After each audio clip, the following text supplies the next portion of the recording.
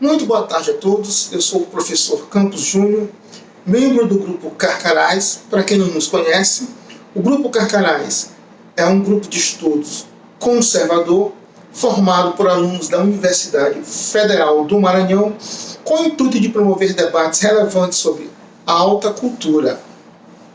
Bom, o motivo de eu gravar esse vídeo foi que em um dos eventos organizados por nós na Universidade Federal do Maranhão, uma palestra muito bem ministrada pelo meu amigo José Louredo Filho, e logo após ele encerrar a palestra, e quando o espaço foi aberto para colocações, perguntas, manifestações, o evento foi invadido por um grupelho de esquerda que invadiu o evento com grupos com palavras de ordem, gerando tumulto, badernas, confusão, desligando a caixa de som, gritando fascistas, fascistas, subiram na mesa, jogaram coco, jogaram água, um coco quase bate na cabeça de um amigo nosso, graças a Deus isso não aconteceu.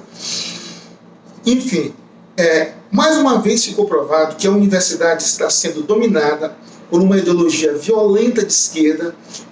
Esses alunos são manipulados por professores que não têm vínculo nenhum com qualquer tipo de produção de conhecimento, professores que transformaram as salas de aula em apenas palanque ideológico, em uma estrutura, em um comitê militante da esquerda, e vão incitando esses jovens, vão manobrando esses jovens para servirem de porta-voz do instrumento revolucionário que está destruindo esse país. Mais uma vez, nós deixamos aqui a nossa nota de repúdio a esse tipo de professor, a esse tipo de aluno que usa da universidade como instrumento de propagação do ódio, propagação da intolerância, da guerra, da violência e da brutalidade. Não é nesse time que o Grupo Carcarás joga. Nós defendemos sim o debate intelectual de ideias, a pacificação e o convívio com a pluralidade de ideias dentro do senso democrático, dentro da ordem. Enfim, deixado esse episódio triste de lado, vamos conversar um pouco sobre as raízes do fascismo. Muito se fala em fascismo hoje em dia e pouco se entende sobre ele. Para início de conversa, fascismo é uma definição técnica, é um termo técnico de ciência política que em momento algum pode ser tido como um mero xingamento, uma mera terminologia depreciativa, como se faz hoje em dia. Segundo, para que se possa de fato entender o fascismo, é preciso entender quais são as raízes ideológicas e políticas do seu fundador máximo, do seu pensador primordial, no caso, Benito Mussolini.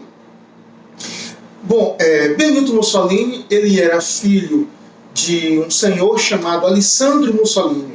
Alessandro Mussolini, pai de Benito Mussolini, o Duce. Alessandro tinha convicções marxistas inteiramente fortes, era um militante muito aguerrido do marxismo. Ele era um marxista ferrenho, marxista fanático, se assim podemos utilizar o termo. Ele participou da Primeira Internacional.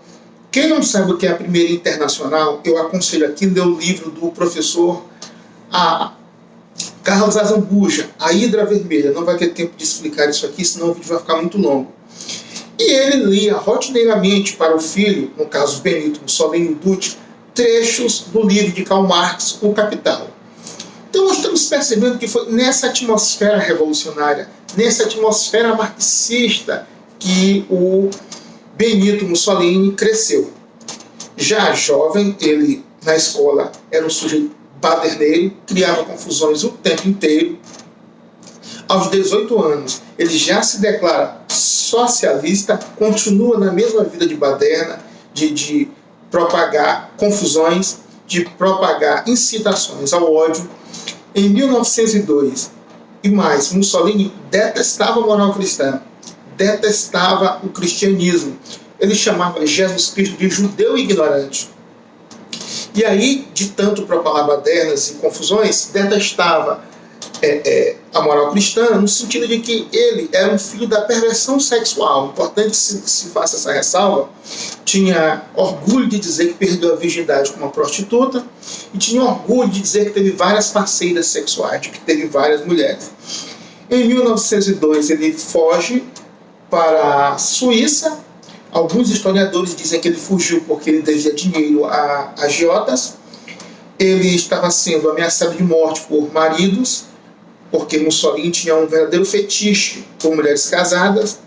E também ele foge para a Suíça para não se alistar. Foi para a Suíça para fugir do alistamento militar. Lá, continua com a vida de propagandista, de baderneiro, lança o livro Deus e o Divino, O Homem e o Divino, que é um livro onde ele defende a tese de que a religião é uma espécie de patologia mental, a religião é uma espécie de loucura. Já de volta à Itália, em 1904, ele se torna jornalista, membro do Partido Socialista Italiano, e já membro do partido, ele expede uma resolução que proíbe que os membros do partido manifestem, professem algum tipo de religião monoteísta. Mais ainda, não só os membros não poderiam praticar essa religião monoteísta, como também deveriam impedir que seus filhos também o fizessem. E para aqueles que descumprissem essa meta, essa determinação, melhor dizendo, a punição era a expulsão do partido. Então, a partir daí, nós estamos vendo que Mussolini sempre teve raízes revolucionárias. Sempre foi um homem de esquerda, sempre foi um homem vinculado ao marxismo. E aí ele continua com seu trajeto de propagandista, de baderneiro, e numa dessas incitações ele prega o ódio, prega o fechamento de ruas, prega inclusive a exclusão de ônibus, e por essa incitação ele acaba sendo denunciado, foi preso, julgado, condenado, pegou 1 ano de prisão, apelou, e na apelação ele teve sua pena reduzida de 1 ano para 5 meses. E aí, pasmem-se, quando ele sai da prisão, ele é recebido por seus confrades e é endeusado, é praticamente beatificado.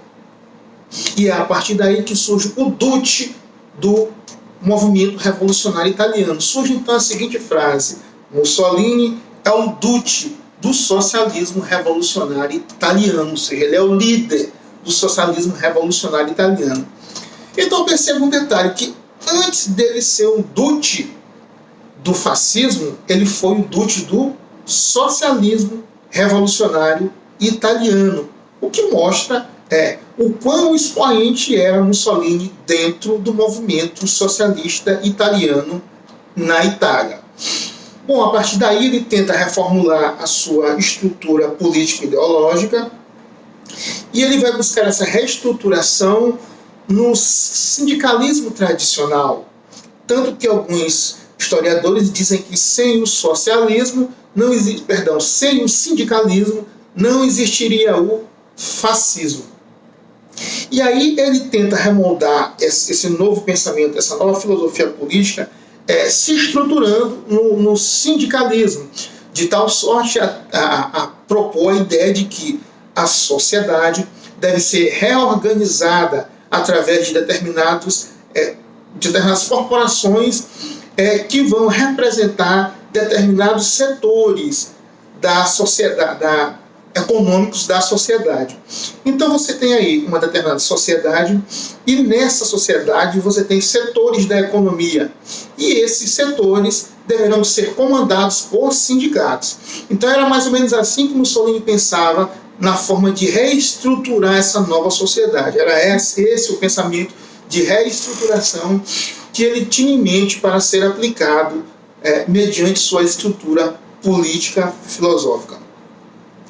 Bom, e nós temos então esse preceito sindicalista, do sindicalismo, muito vigente na doutrina do pensamento de Mussolini, que se consolida então com duas características que são peculiares, que é a ação direta violenta e esse modelo de reestruturação social, de tal sorte que você tem a composição do governo sendo constituída de elementos, de sindicatos, melhor dizendo. Então essa estrutura sindical é que vai compor esse novo governo. Governo que age mediante a ação direta e violenta. Então nós já estamos conseguindo detectar os verdadeiros traços do pensamento socialista, do que é o socialismo fascista, do pensamento fascista de Mussolini. Fascista que vem exatamente da palavra fascio, que é, no latim, da ideia de sindicato. Então é nessa raiz que Mussolini vai buscar o fundamento de toda a sua estrutura, de toda a sua estrutura política e ao mesmo tempo ideológica.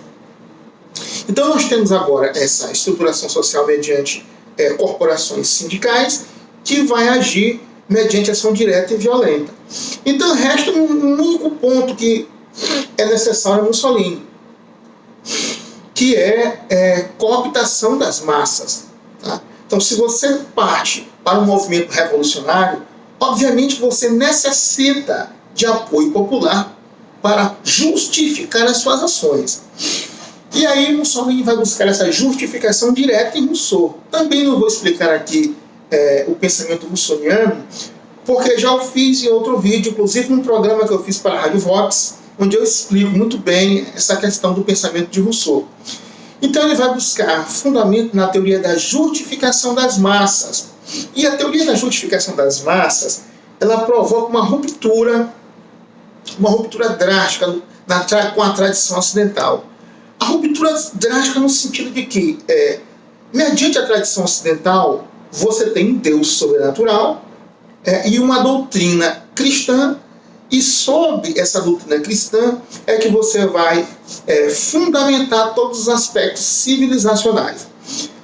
Já nessa estrutura russoniana, já no pensamento de Rousseau, pautado nessa questão, nessa doutrina da justificação das massas, você tem agora a vontade popular, ou seja, o povo como um novo Deus. Então toda a estrutura, todo esse fundamento civilizacional deve obedecer à vontade do povo, à vontade das massas. E, a grosso modo, seria isso. Não vou entrar aqui em maiores detalhes. Vejam o vídeo lá embaixo que eu explico com mais propriedade tudo isso. E aí, Mussolini vai apenas fazer uma simples modificação. Onde tem vontade das massas, Mussolini traz para a vontade do Estado. Então, para Mussolini, o Estado é que é o Todo-Poderoso. O Deus Todo-Poderoso está plasmado no Estado. Tá? Então, o que nós temos a partir de agora? Uma estrutura secular religiosa em que rompe com a tradição ocidental, que tinha um Deus sobrenatural cristão. Então, esse Deus é afastado, e na perspectiva de Mussolini no fascismo, propriamente dito, você tem agora um Deus sobrenatural que incorpora-se na figura do Estado. A igreja percebeu esse problema, porque você tem agora duas religiões, uma secular, que é a idolatria do Deus Todo-Poderoso, fascista, que é o Estado, e o Deus tradicional cristão. A igreja, percebendo essa sedução, essa cooptação no sentido de que Mussolini, com o fascismo, ele tinha a concepção de que o fascismo era uma religião secular mesmo. Os membros do fascismo, quando estavam em suas reuniões, eles se comportavam como se estivessem em um verdadeiro culto religioso, porque o fascismo incutia neles essa ideia de religião, de preceito religioso. Tá? Preceito religioso a substituir a religião tradicional. Então a igreja, percebendo essa armadilha, lança a encíclica No Abbiamo Bisogno, que é através dessa encíclica que ela vai condenar o fascismo como um agente que prega a idolatria pagã do Estado. Então a igreja se volta contra essa perspectiva fascista de transformar o Estado em um Deus, em um Deus pagão que deve ser idolatrado. Então veja que nós não estamos percebendo aí nenhum traço do fascismo com algum tipo de pensamento conservador ou liberal. Todas as ações de Mussolini foram sempre vinculadas a produzir revolução. produzir substituição de uma sociedade anterior por uma posterior. Então, esse traço ele é inteiramente característico em todos os pensamentos de origem revolucionária, tanto no nazismo como no socialismo, no marxismo-leninismo e também no fascismo. A gente tem traços similares, tá? Que denotam, que demonstram que o fascismo é e sempre foi revolucionário de esquerda. Por quê? Porque nós temos sempre uma classe dirigente, e essa classe dirigente é que vai produzir a transformação social, rompendo com todos os preceitos civilizacionais que anteriormente existiam. No socialismo clássico, no marxismo-leninismo, você tem uma classe dirigente que vai fazer a ruptura, que vai fazer essa transformação, essa revolução, que vai conduzir os indivíduos a essa nova terra, a esse novo mundo de satisfação plena, que aconteceria no comunismo. Essa classe dirigente é o proletariado. No nazismo, você tem uma mesma classe dirigente que vai construir esse processo. Só que lá, a classe dirigente é constituída pelos revolucionários arianos, que também são membros do partido. Aqui no fascismo, quem vai produzir essa revolução, essa ruptura que vai arrastar os cidadãos para esse novo mundo de satisfação plena é a classe dirigente sindical, que também é constituída por membros do partido. Então, de uma forma ou de outra, o pensamento revolucionário ele sempre institui uma classe dirigente. Por quê? Porque é preciso que haja o revolucionário, aquele que conhece o futuro, aquele que sabe como as coisas serão, e ele, por enxergar longe, por enxergar o futuro, só ele sabe como conduzir as massas para esse futuro melhor. Então, constituído esse revolucionário, tendo como elemento consistente esse preceito revolucionário no marxismo-leninismo, como sendo a classe proletária, no nazismo, a classe ariana integrante do partido, e no fascismo, a classe revolucionária sindical. Então, é muito próxima a relação entre fascismo e marxismo. Só não ver quem não quer que o fascismo e sempre foi um braço revolucionário de esquerda. Agora, surgiu durante algum tempo a tese de que o fascismo era um pensamento de direita. E por que isso aconteceu? Muito se deu em virtude de, não, ele rompeu com o socialismo porque ele foi enviesado por um caminho nacionalista. Bom, o nacionalismo por si só não é suficiente para caracterizar um pensamento ideológico de direitista ou de esquerdista. Tá? Então, o que houve, na verdade, com Mussolini, foi que ele, para ter apoio popular, para expandir a ação do Estado, para tornar o Estado onipotente, ele descambou para o populismo, porque precisava disso para implementar suas ideias. Na verdade, o que Mussolini fez ao enviesar pela direita foi se embriagar de um viés populista, que ele tinha como necessário para ter o apoio das massas, para, a partir daí, expandir, agigantar o Estado, torná-lo tão onipresente o suficiente para esmagar as classes dominantes em prol de quem? Dos menos favorecidos. O que é isso, senão socialismo e seu viés mais autêntico? Então, chamaram de um conservador de fascista é, no mínimo, ignorância ou falta de caráter. Porque não há nenhum traço do fascismo que nos remonte, não há nenhum traço do fascismo que remonte ao conservadorismo. Não há nenhum traço do fascismo que remonte ao liberalismo no sentido clássico. Por uma razão muito simples. O fascismo, por ter origem revolucionária, ele tenta, fazendo tábula rasa de toda a experiência humana, reconstruir uma nova civilização a partir do zero. Isso é socialismo.